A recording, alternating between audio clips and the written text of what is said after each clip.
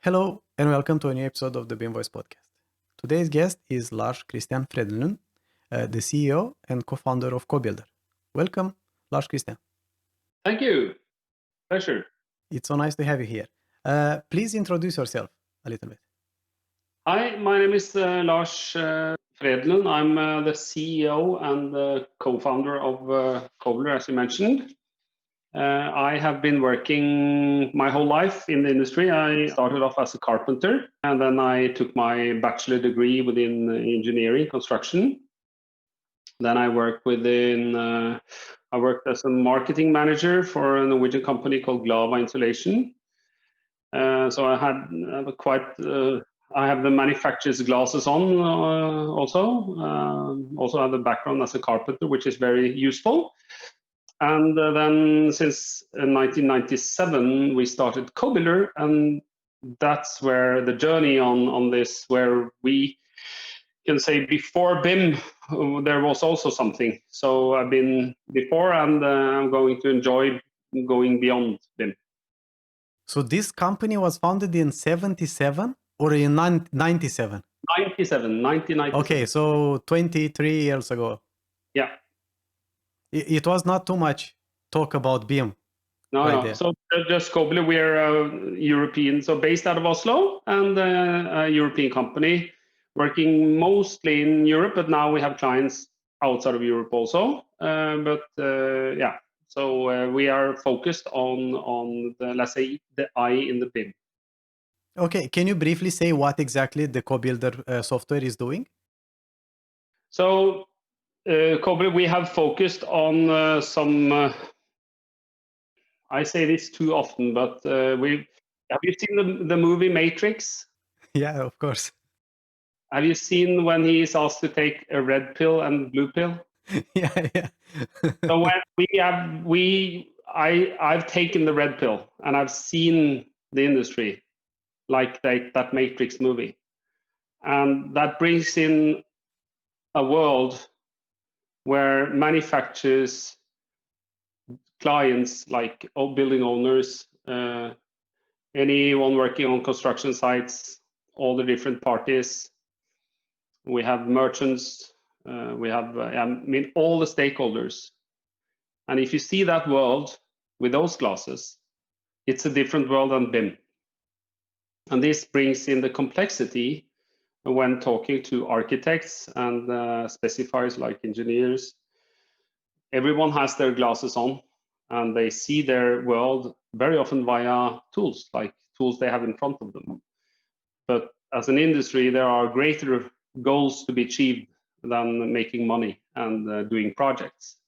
So our focus has to be on how to look at the existing legal framework in Europe and global, and see really how the legislations are built, like construction product regulations, low volt directive, we have REACH, and how these points at standards, and how those standards actually have a language that we speak every day. So this is why we talk about fire, energy, sustainability, whatever.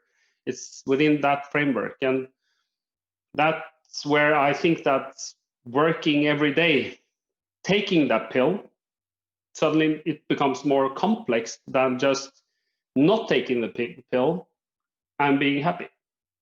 So I see the industry being happy because everything is fine, and why worry? So that's my take on BIM, and really what we're trying to introduce here is something called. So CoBuilder, we've been leading two very important standards. One is it's very technical, but it's important, and it's kind of how to develop a common language. How can the machines talk a common language? And this is where I have to point at all the architects, all the engineers that are basically too much focused on the not taking the pill, using the software, using what they have in front of them. And this is kind of where I come in and try to say, what do we have to do differently?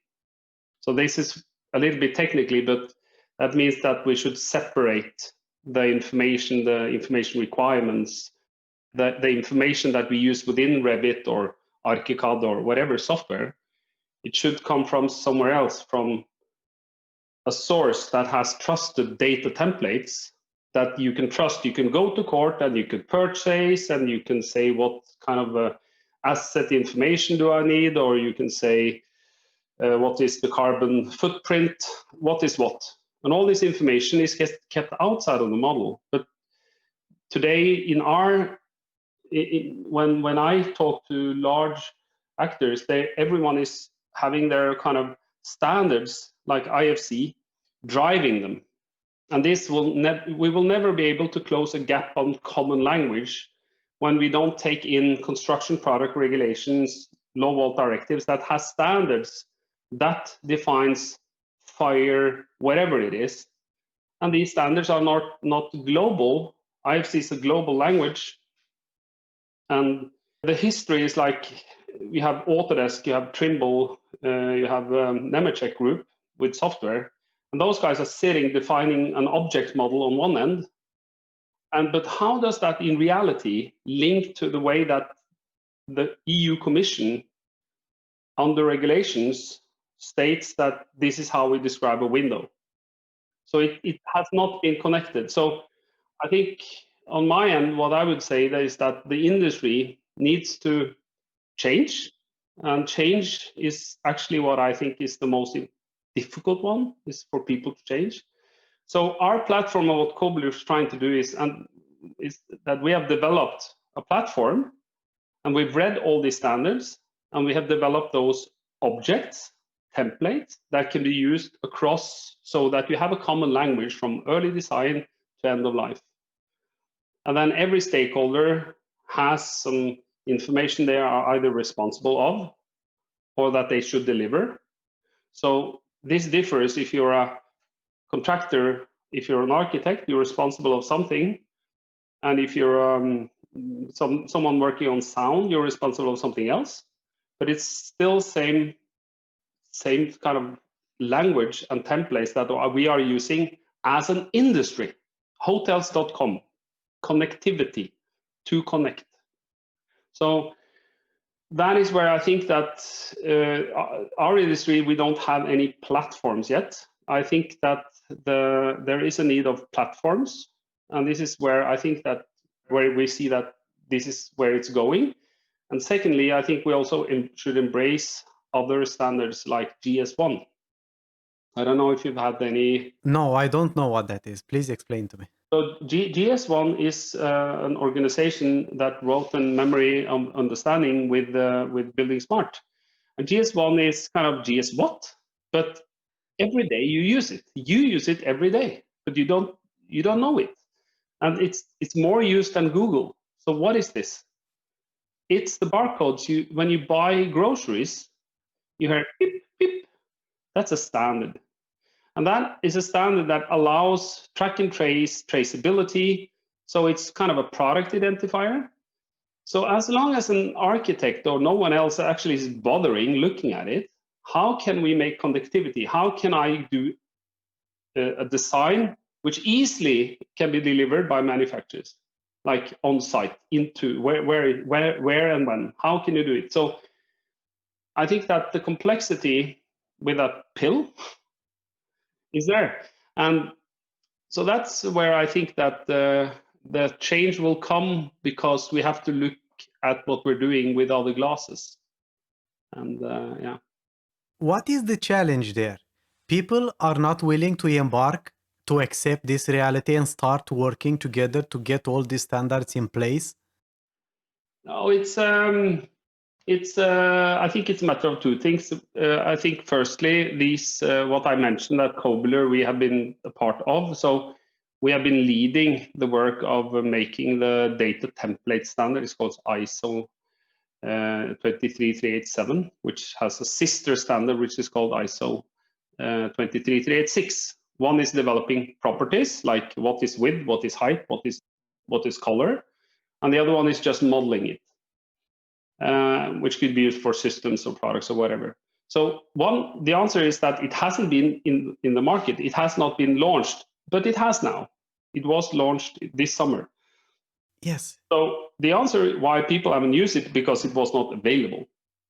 So now it's available. So our role has we've seen the need of someone that should define, instead of people sitting in Revit, putting in an Excel schema, making their own objects.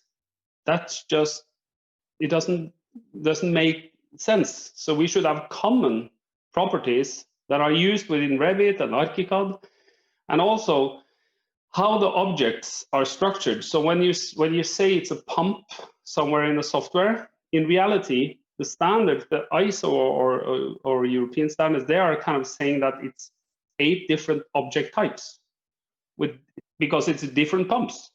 And then in the BIM world, it's a pump. And then on top of that, you have things like classification. That in Norway, we use classification called Bygningsdelstabellen. And then in the UK, it's Uniclass 2015. In Sweden, it's GoClass. And then you have, Omniclass for US.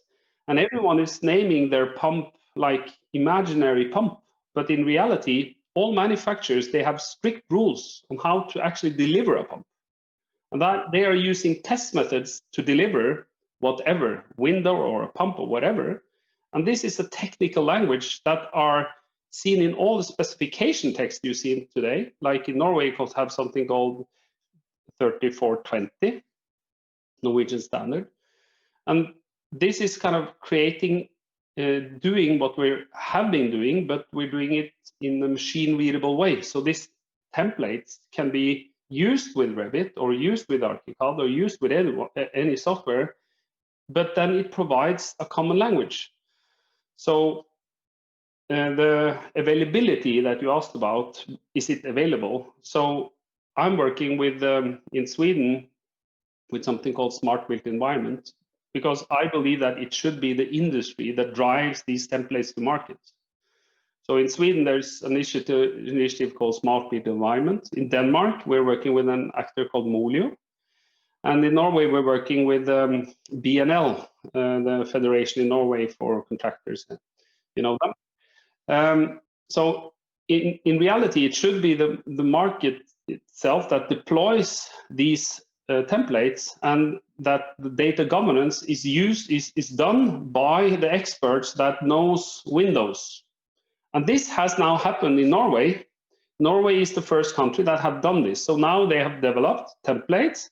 So you can use an API, easy, or you can use an Excel, good old Excel, which is not the future, but you can use it to have a common language on the project when we talk about a window in Revit, in ArchiCAD, or in a facility management tool, in a database, a manufacturer's ERP system, a manufacturer's PIM system, common language.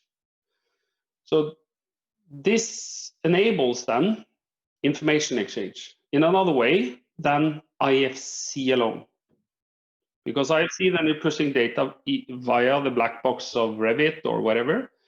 And if you keep the data outside, I think that is the future. And I think this is a very important thing, and that you don't set requirements via IFC. You can set it on geometry, of course, but not on information. And as long as we have an industry pushing it via the geometry, via Revit, via this, via that, but we see that there's a lot of other platforms coming up that are doing similar stuff, like BIM, for instance, very good tool. But again, we should have a common language. We shouldn't structure information differently. And this is why Kobler, we believed in doing this the ISO way, the EN ISO way, making this a Norwegian standard, Swedish standard, Danish standard. So it's a standard on how to develop information and how to structure it.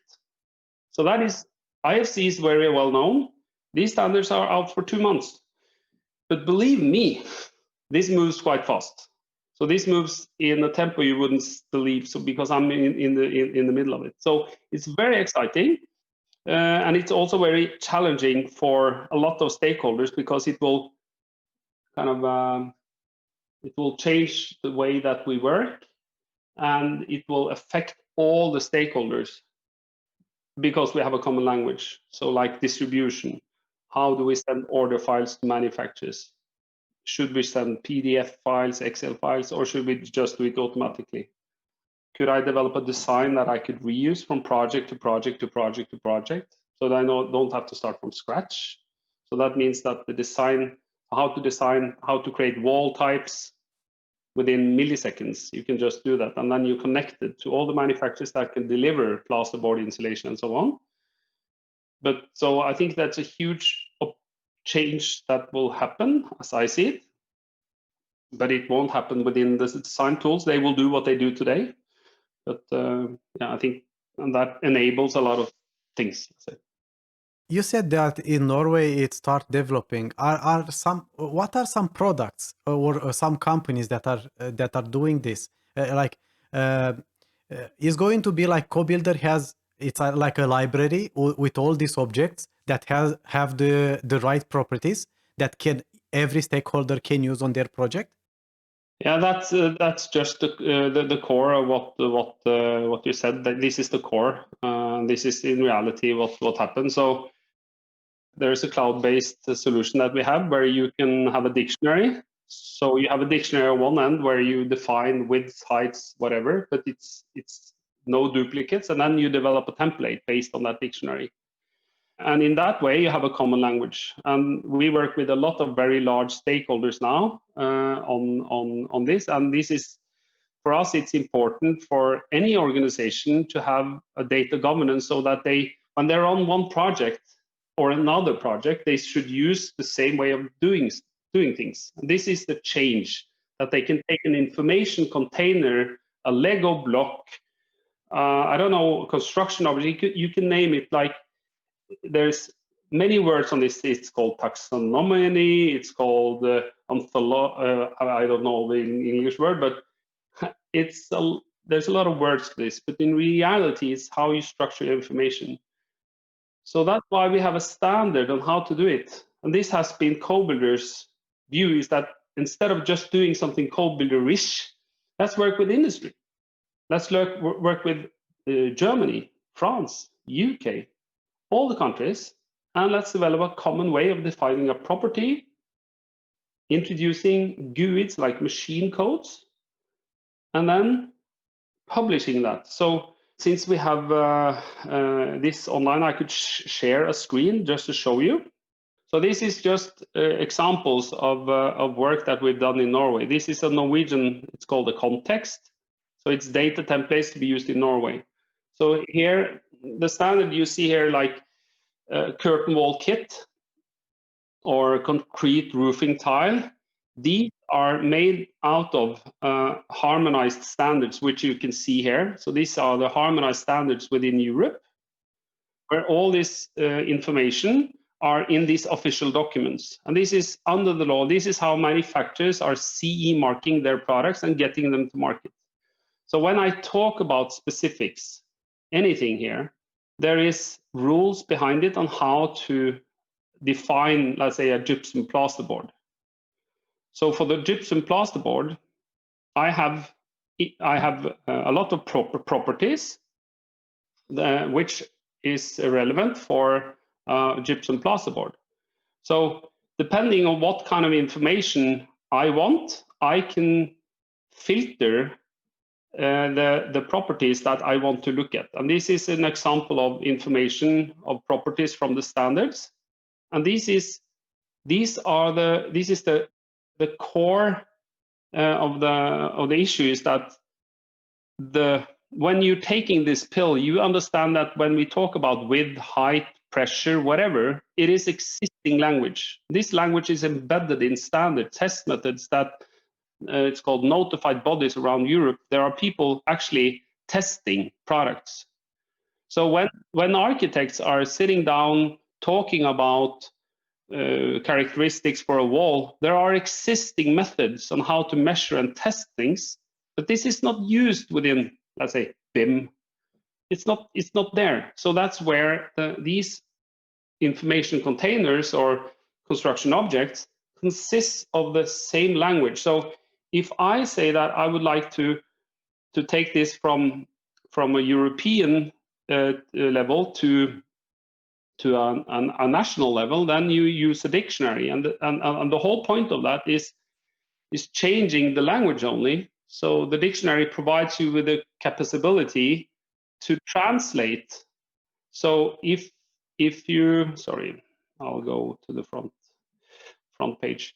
If you want to have this in Norwegian, you have it in Norwegian, but it's still the same unique machine codes to define what we're talking about.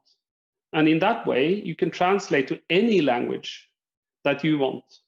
And that this template is then easy for a designer to set requirements, or a manufacturer to actually put in values. This is a product. So it's the same template. And then we have moved away from client to architect to designer to contractor to subcontractor to merchant to manufacturers. This whole communication strain is then kind of given. And in the UK, they talk about this as kind of the golden thread. And this is what we need. We need this common language. So our platform is providing, let's say, contexts. If you want to look at designing a building, what do you need? What is your context? So if you're building railways, it's different from someone else building houses, but you still need to use the same pipes in building and railways. It's still the same standards, it's still the same products, but it's a matter of how we kind of connect the two worlds. Yeah.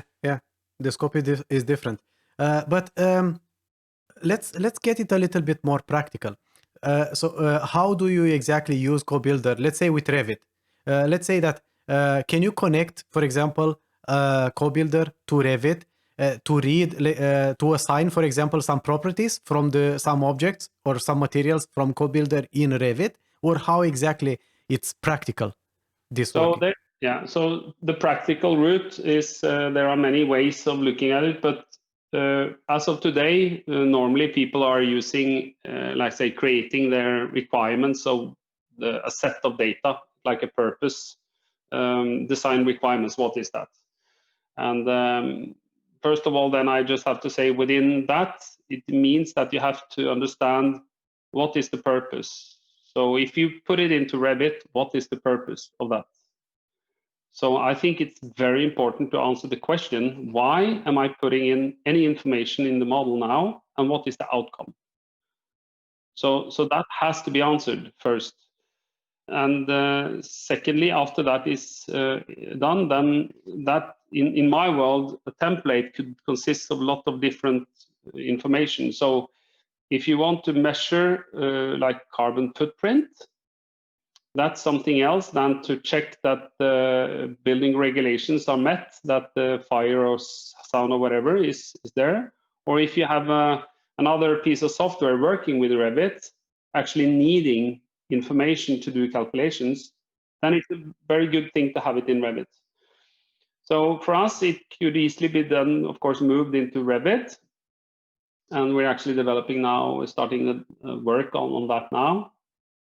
So we have a proof of concept on building a city called Neom in Saudi, and then Autodesk is one of the actors. So we're working on that. But the point, and we've seen this with work we've done with NCC in the Nordics, is that they have a common template to be used in Revit.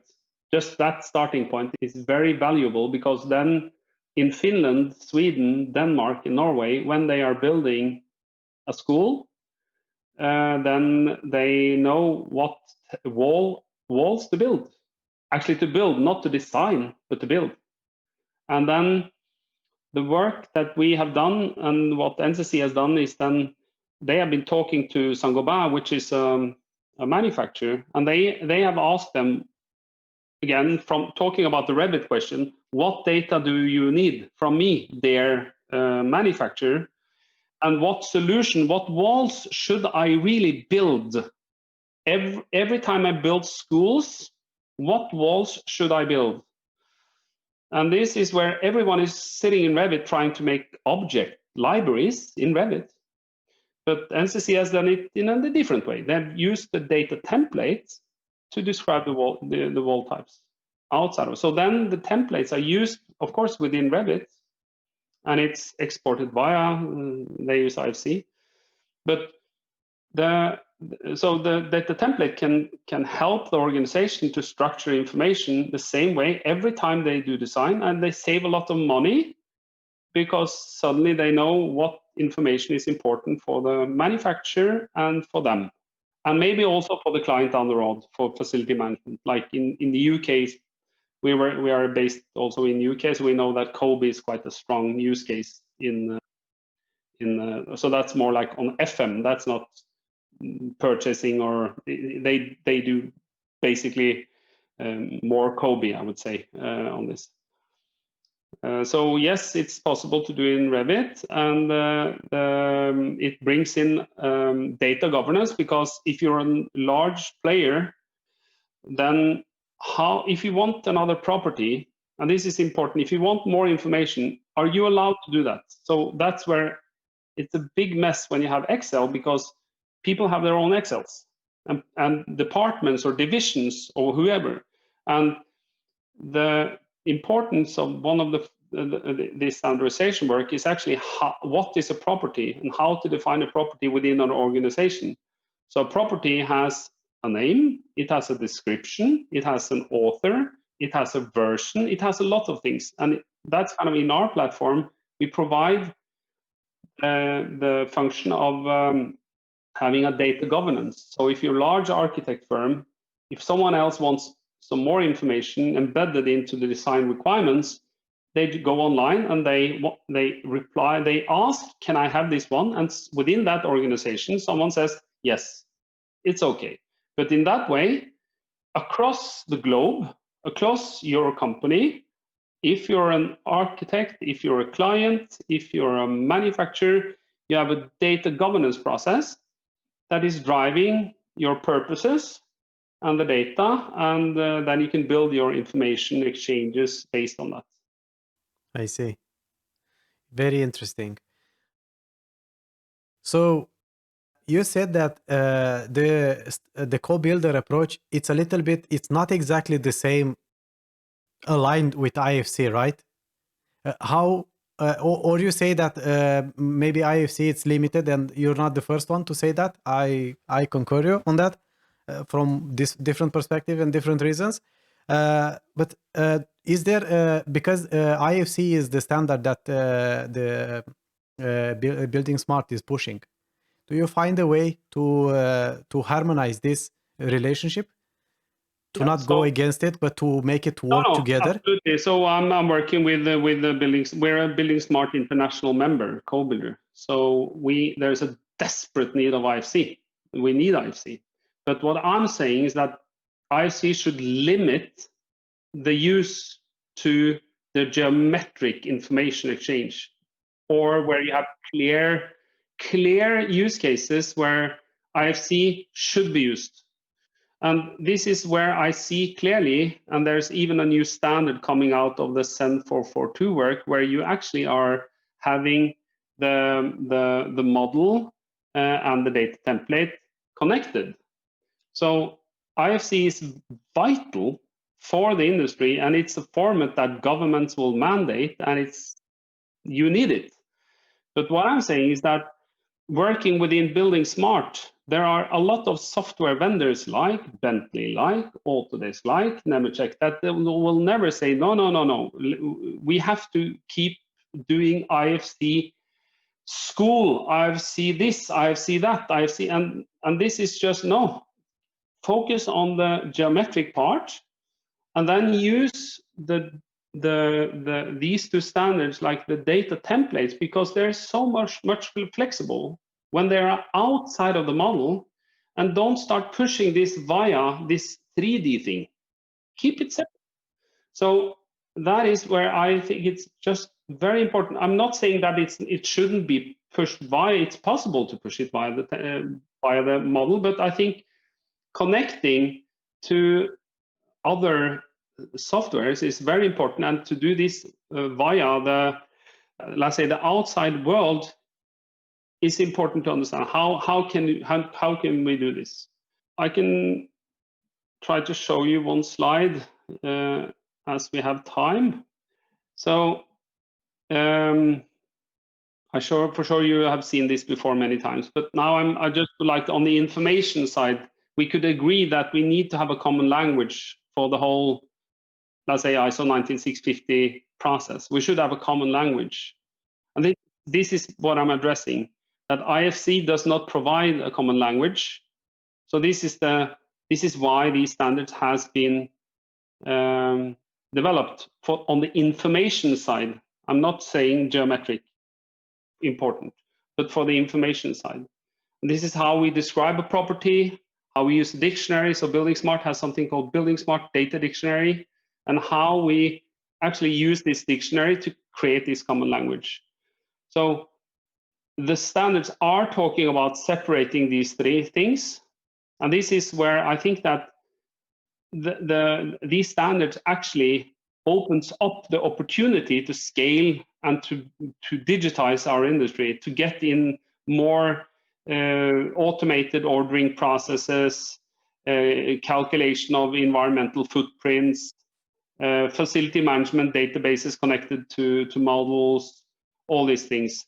So this picture, and this is actually what I wanted to show you, is that if you look at IFC as the geometric kind of as a holder of information, so you can connect any information, and then for this pump example, you can classify the pump with any kind of classification, of course, but then again, there is specific ways of talking about flow rates, pressure class, sound pressure level, and these are mandatory under law. And the concept of the data templates, or kind of the way of holding that information in ISO 19650, it's very often called information containers. But how should you develop the information within the container?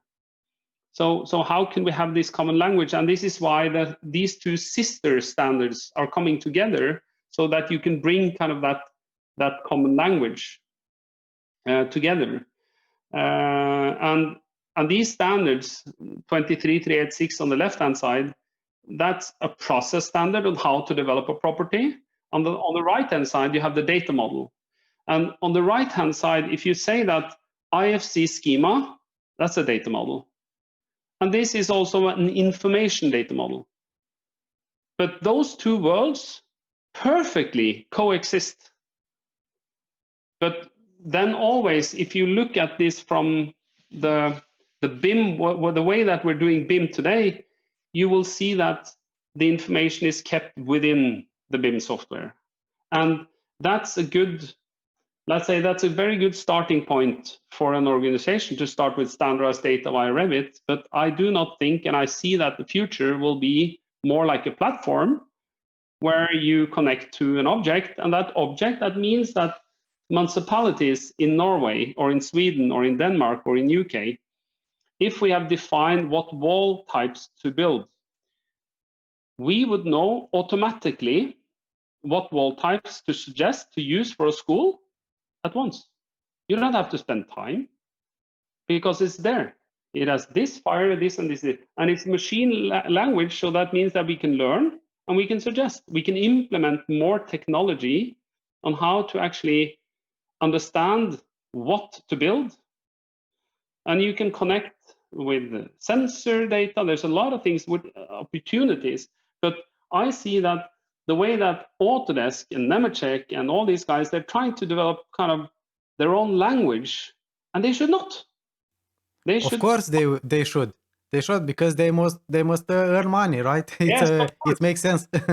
Yeah, but of course, but at the end of the day, what we want to build is a greener environment, more sustainable environment. We want to protect the earth. We don't want to sell licenses or whatever. No, you and me. Maybe you and me. Yeah, but so that's I'm there where if you think about the environment and if you think about people and really building faster, better, greener, and this is the opportunity with open standards and with openness, and this is where Kobler, I believe that it's very important to do this with the industry stakeholders. Then you have a transparency on information, which means that Autodesk or Nemetschek or anyone, I mean SAP for that sake, like a big ERP provider, why should they be sitting defining information on assets in one way and another one sitting doing something? And we as an industry, we will be forced to pay for having our data there, or they own your data and they're selling that data. And this just becomes a big mess. Why? And this is where I think that the good way of doing it is by creating transparency, so that there's an open way, there's an open communication, that you can decide whatever technology you want to use, but we should have this common language. So I'm heavily involved with the manufacturing side. I'm working with Construction Products Europe, and there are a lot of initiatives in Europe called, you have something called Levels, you have something called VLog, which is a building logbook. We have the EU Green Deal, the circularity at the end. But if we are to achieve any of this, and these are initiatives that are driven by governments, but how can we succeed as an industry to collect information on buildings if we don't have this kind of common language? And that's where I think IFC is the best thing that happened, because a government can mandate to say, I want IFC. But the big mess is that there are people that has been kind of, they're so focused on the model that is like everything has to go via the model. And I think this is a change. This is an opportunity for software providers to develop applications that can solve stuff. So I think that this is a change, but and this is where it's good to be co-builder because people are interested in this topic. They are interested. Manufacturers are very interested in how can they come closer to an architect digitally. But then if all the different manufacturers are defining their data in different ways, how can they? It's very difficult. So to link these parties together is very important. Yeah, completely. I completely agree. I just want to be sure I really understand the concept around how can actually this help not only let's say the designers, but everybody, like the designers, the builders, the constructors, but the owners, the clients as well during the facility management.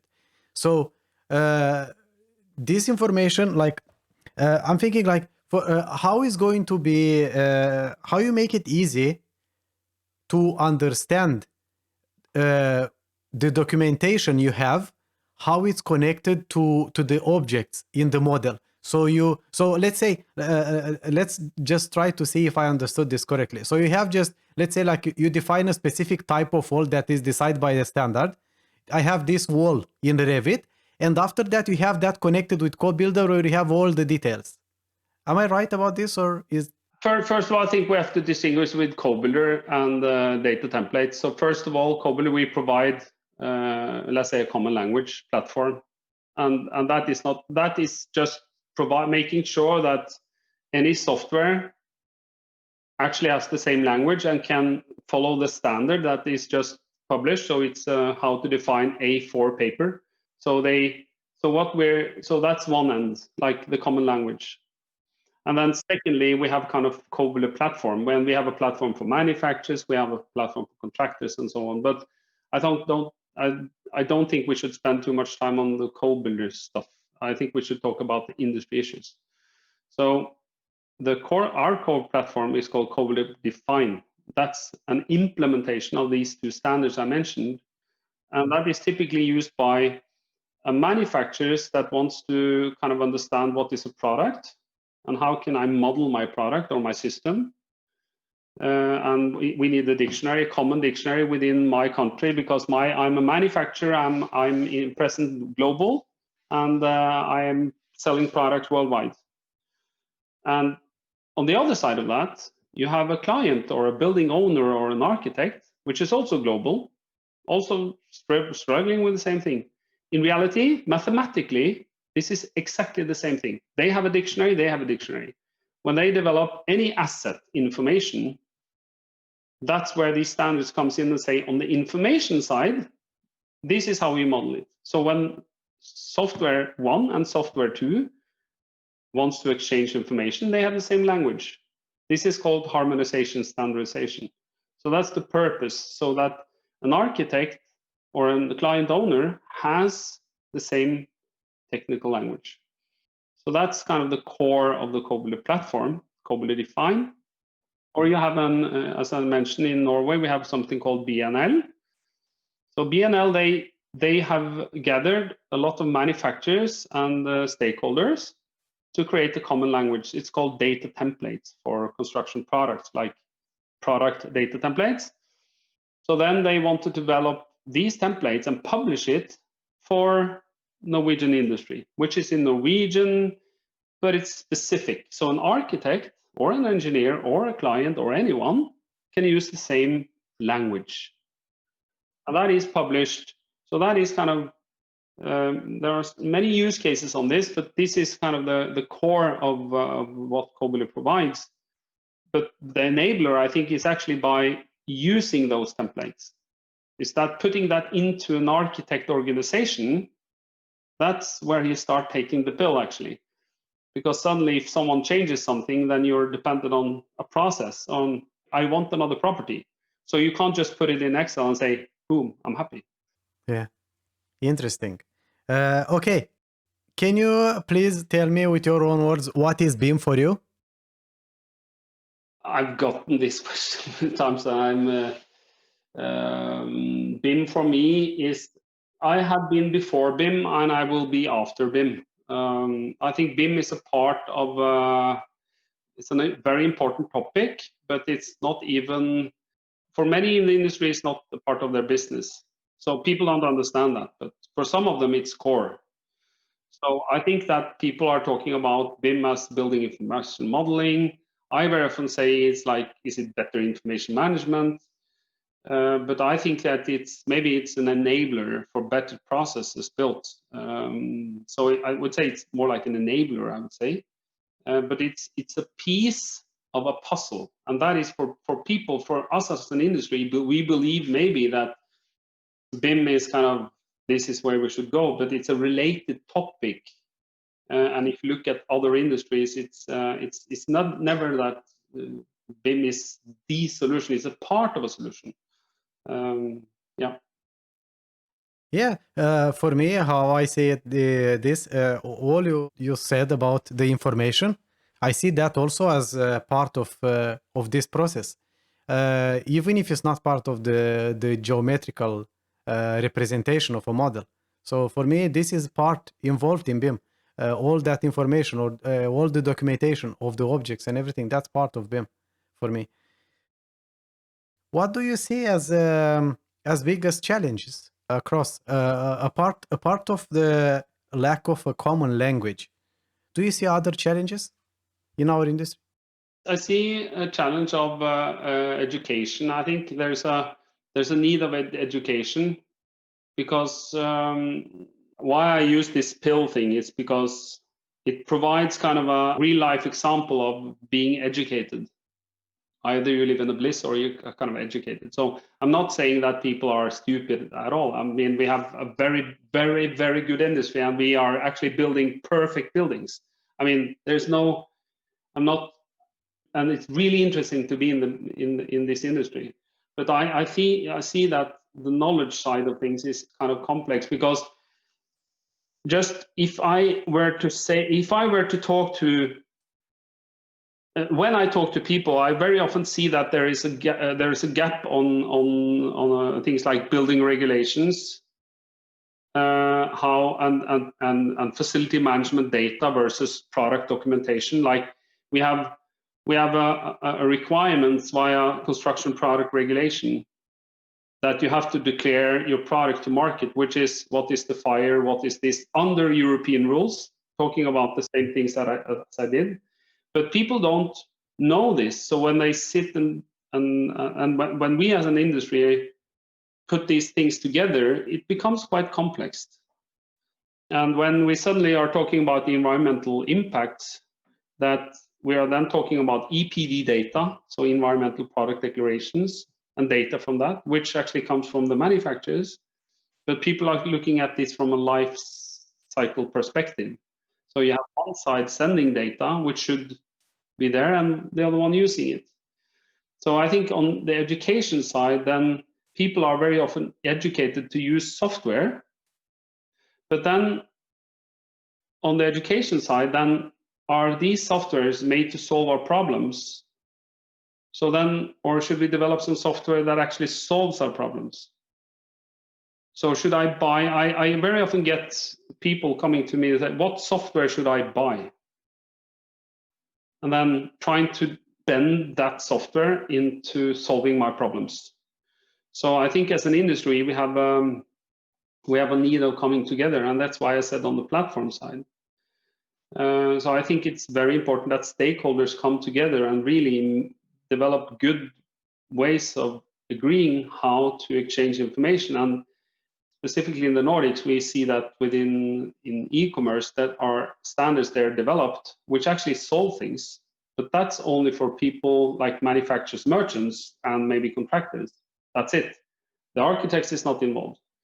So as an industry, I think that we have to be kind of looking at this from a holistic point of view. So I think education is one, which is there. And the other one is people changing. Before you dive talking about people, can I ask you something regarding education? Are you talking about the education in universities or the education like companies investing to educate their staff?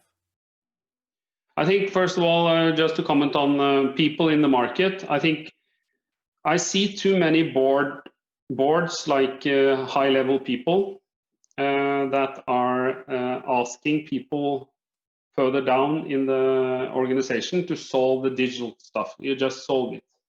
And then kind of it's up to you, just fix it. Then it's actually they've lost the knowledge from the management, from the board and down, because they have put it into a department. In reality, what I see is that the education part, that is actually that the board or the managers needs to understand how will this affect my business, my core business. And this is where I see that there are a lot of companies that when they dive into this, that's where they have to spend time together to educate the managers on how to change the organization and educate people. So that I think something within the companies, and then when that is said, that complexity is big. The bigger you are, the more complex. On the other end, you have the universities. So I'm standing in front of a lot of students. So this is one of my passions, actually, to educate. I think it's very important that we as industry leaders actually spend time with people explaining issues, industry. And on that, I think that actually I have seen a lot of good things happening, I have to say. A lot of universities in Italy, Germany, Switzerland, and I have a lot of these student groups coming to us, and actually we're a part of programs where they come to us to talk about this information side. But I think this is a very important topic. And one thing that I would like to say to the professors is that I think as the industry is changing quite fast, how can you educate people with relevant education? I think this applies to all industries, but the construction industry is now in front of a huge change. So how can you educate people? So if you're educating them on ISO 19650, that's fine. That's just a basic framework. But in reality, what knowledge should the professors give to the students? And that is where I think the connection with the industry is so vital and important. So then educators and us working, you and me, us working in the market should have a closer communication with those universities that wants to drive, I would say, the industry in the right direction. Yeah, yeah. They need to keep the pace with the needed change in our industry, exactly, and with with the possibilities actually. And regarding the contact between universities and businesses, I don't know too much about that. I don't know if it's good or bad. There are some countries that are better than others, I would say. But as an industry, I think this is very important that we have, and we are trying to involve ourselves as much as possible. We can't spend too much time, but it's important responsibility for us in the industry to actually explain to the professors and to the students what's going on. And specifically on the digital side of things, how can we use that to achieve things like the Green Deal? How can we do it? And this comes from education, how to do it. And this is where the young people, they are a part of the solution, and then they have to be constantly updated on what's going on. Yes, that's very true. What is exciting happening in our industry? A part of the standards that you just helped to be released. I'm just saying that normally. So now I've spent time in details, which is, I think, very exciting for us, is that I think that we will have more use of technology in our industry, which will, basically just change the way that we work. We will have connectivity, we will have transparency, we will have other ways of selling our products to markets. Today, we sell a lot of products via merchants. So look at other industries, how does it work? So it's more like distribution. So it's more like online. When you have a design, it's more linked to the product level than to the generic side. You will have the generic design, of course, and any architect can model whatever you'd like. But in reality, when you choose your products or your systems, that's going to come much closer to you. So design to manufacturing, choosing building elements, things like that. And the business side of things. So I envision that a contractor would know exactly for the next 18 months how many square meters of wall he's going to build in all his projects. This is data. He has already then have all this data available for all the manufacturers or merchants. That's it. That's just a part of it. Then the question is, if you have 3.5 million square meters of wall in a database, what is the business model? And how does that supersede? Are you going to ask an electrician to do work for you, or are you going to buy that company? So these questions are there. So it's not answered, but when data is there, structured data, machine readable structured data, then the model data and these data templates will allow you to get much more data in front of you. And this I see is very, very interesting, and it will save governments a lot of money. It will save clients a lot of money. Architects will spend less time on designing what kind of walls or whatever, and they will not need to model in detail what type of wall it is. It's just a line, and externally you say it's a fire. So that's external. That's what I'm saying, external. And I think this way of working will change the industry because it will be more data driven, and we can have sustainable platforms. We could have build cities. We could link to other infra, to other platforms and software. So it's but it's a step by step. So I've done it since 1997. So let's take 1 year at a time and work hard, and then it gives results. Yeah. Yeah, I think also, although that right now these years, the latest years have been accelerated in a way, isn't it? Do you feel the same, or is just me? I think that the awareness in the management, I think that is getting, and I do believe, I very often say this, that people have to either they have to see that they will earn a lot of money, or they should be terrified.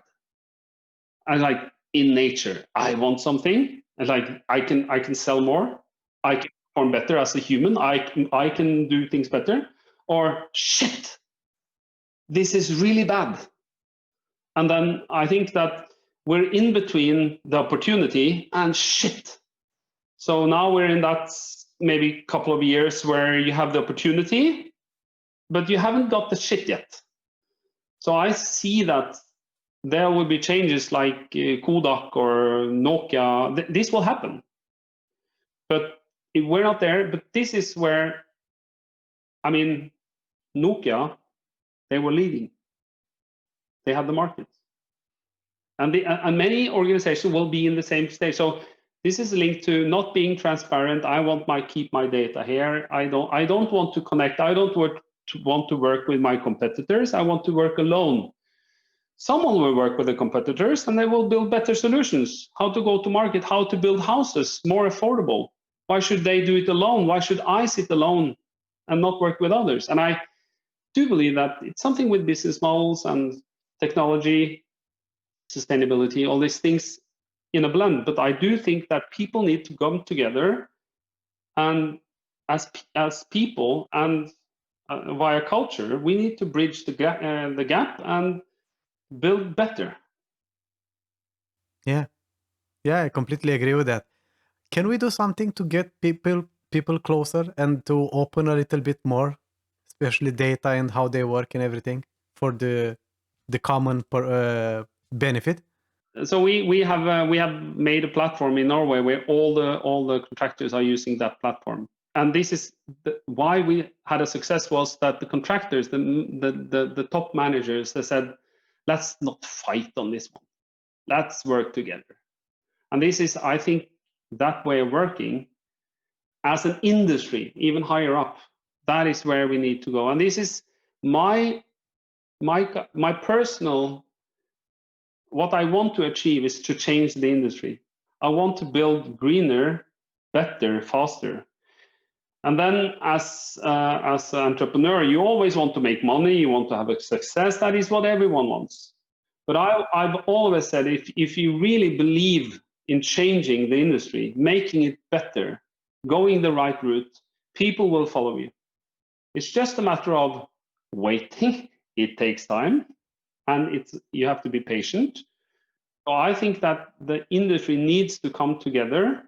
So that's where Building Smart have done something really great, and GS1 has done something really great. But there is a missing thing here. There is something missing because we haven't closed the gap between BIM VDC and the industry.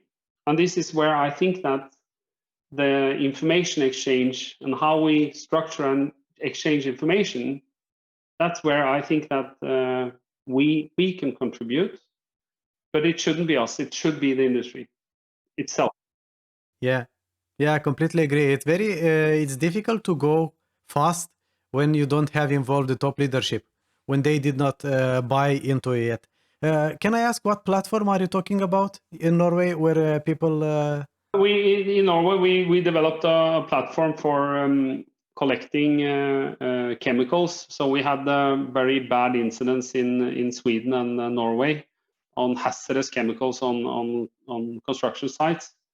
So we developed together with the Skanska, NCC, the large contractors.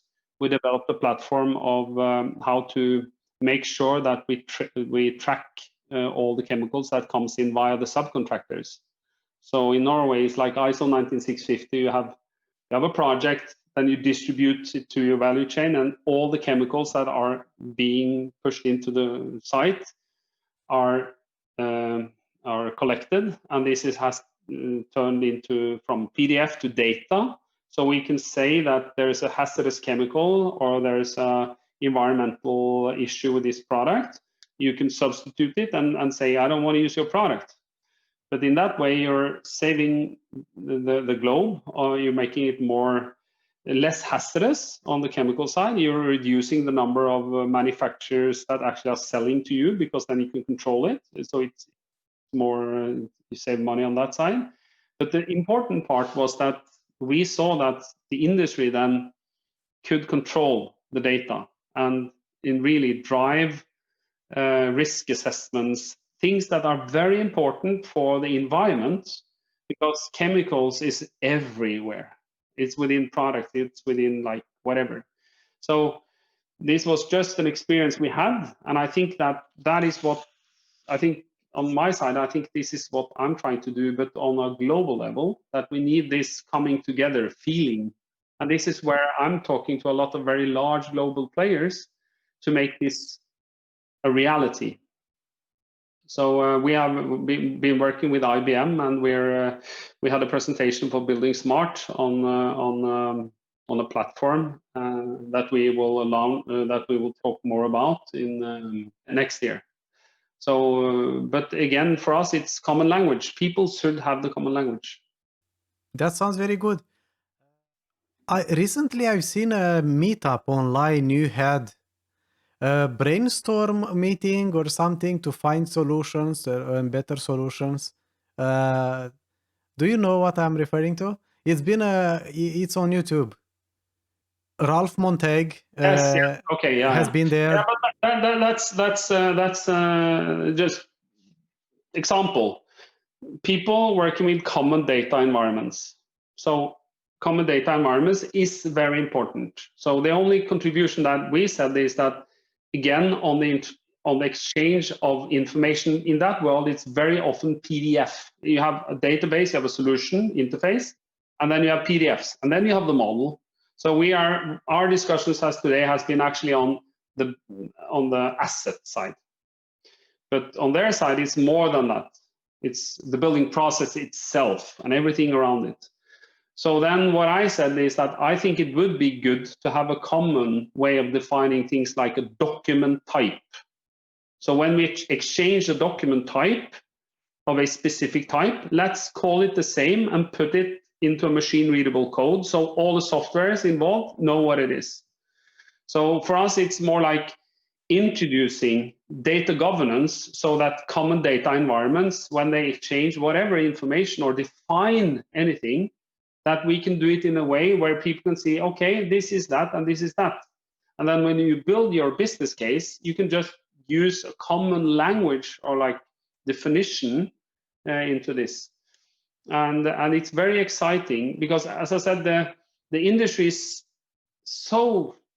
there's so many things in the industry, and there are very important topics, but I believe that standardization of processes and standardization of the information in those processes is important to harmonize. And we have that with IFC, we have it. So we don't have to do it. We don't have to reinvent that wheel. But on the document side, do we have it? No. Everyone is naming things. And if you look at different databases, if they try to exchange information, it's like, so then you need someone in between those two parties to say, are we talking the same language? So the common data environment actors, they also need this common language. So that is just us trying to say that, hey, let's have this common language. And if we're talking about assets, then I have to talk about construction product regulation, and I mean, not to have a data silo and a classification all over again. Yeah. Was that one-time meeting, or is that something that is ongoing? We had the meeting with these guys. So my research team, they have had last week. They had a meeting and they're discussing, because it's more like connecting the dots. So with as an industry, you have to connect the dots. What is COVID talking about? And what are you guys talking about? In reality, sometimes we're talking about the same things. They're talking about information containers, and I'm talking about construction objects. Someone is talking about Lego, something are talking about IFC. We're talking about the same thing, but we don't understand it. So you need some time to actually, okay, so that's what you're talking about, that's what we're talking about. But this language thing is very important. Yeah, that's true. Is there anything else important that you feel you missed mentioning? I just try to be going down to details and going up.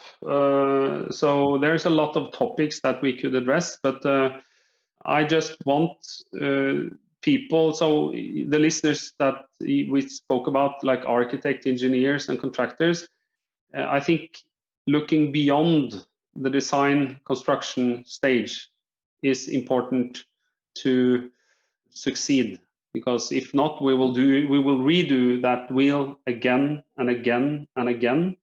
And this is where I challenge a lot of these actors on trying to look outside of their box. And very often I see that architects, how they name their walls or how they structure their data, why should I care? I don't care. I don't get paid for it, so why should I care? I deliver a drawing. I deliver a good design. So, and that should be the focus. I mean, doing the good design, delivering a nice place to work or to live. But in reality, what I think is important is to actually reach out and look at the other side of the coin, let's say. So that would be more like research and or looking outside the box, but that is very difficult because people don't have the time doing that. There is another solution for that then. If the clients would have better requirements or better defined requirements, right? So then they would have they cannot argument with that anymore, that they don't get paid for that. So that's right. So I think that is also on the other side. We need to get the clients to wake up, the governments, and this is happening. I'm working with a lot of association and governments and client organizations, but for them, they are used to talking to the BIM guys. So suddenly you talk to someone which is not only related to BIM, it's like complex. So why should I? But I think this will just develop by itself, because it's so much money saved here and it's so much sustainability, and there's the scalability of this is quite enormous. Yeah, interesting. Regarding regions, like of course we know that in Norway people are trying to work together to achieve this as best as possible. Are there any other places like you see it's on the brink of a big change, like happening a lot of things? I think that throughout the world, we're working with the people in the US, and we're working now on a project for a proof of concept in Saudi. That's a city. There are large stakeholders that is going to drive change. It's nothing to do with the Nordics, but I think that the Nordics is an incubator. They are. If you want to look to an exciting market, I think look to Norway. I see that a lot of other countries like UK, they've been blinded by the light because it was mandated that you have to do this, you have to do that. That means that is driving you, instead of looking at your business processes, how you can develop your business processes. So if things is mandatory, of course it's good, comes from top down. But what I see in the Nordics is that it's more a combination between top down and bottom up. And I think in reality, this is what we need. We need a combination. We need something from the government or clients, and then we need to see how can I automate calculation of projects? How can I do purchasing more efficient? How can I, all these things that all the contractors and actors need. That is something that the industry is working on, and also see that the Nordics has much. So I'm working with Sweden, Denmark, Norway. I mean, a lot of countries, and we are trying to talk to each other and make it work. But I see that culture changes. So there are cultures like Germans and French. Do they talk? French and UK, do they talk? So we have this kind of culture thing, but that shouldn't be the thing. We as an industry should say, no. Forget about that. Let's develop something together. And this is very difficult. And this is why you need to work on the EU level to solve some of these topics. Yeah, that's a very important one. Yeah, well, thank you very much for joining me and spilling out so much information. I really learned a lot from this. Yeah, so it's a pleasure. So in 1 year or 2 years time, you will see that a lot of things has happened around this topic about information. That's very good and positive, like in these times we live. Yeah, thank you very much.